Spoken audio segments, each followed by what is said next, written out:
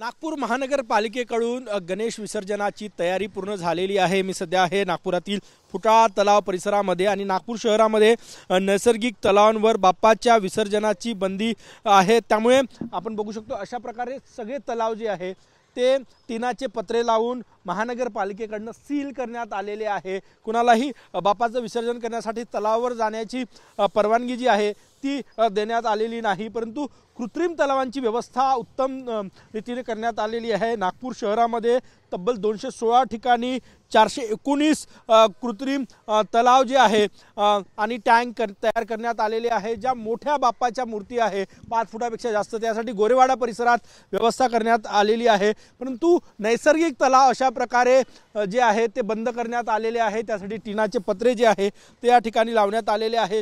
अंबाझरी, फुटाळा, शुक्रवारी तलाव, सोनेगाव तलाव या तलावांवर विसर्जनाची बंदी आहे, त्यामुळे पत्रे लावून बंद करण्यात आलेले आहे।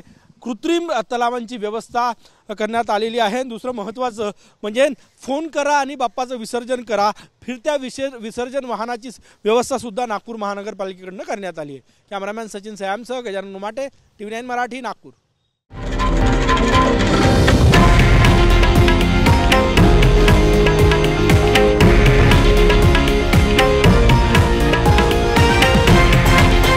हे आहे देशातील नंबर 1 न्यूज नेटवर्क आणि आपण पाहत आहात TV9 मराठी, एकमेव।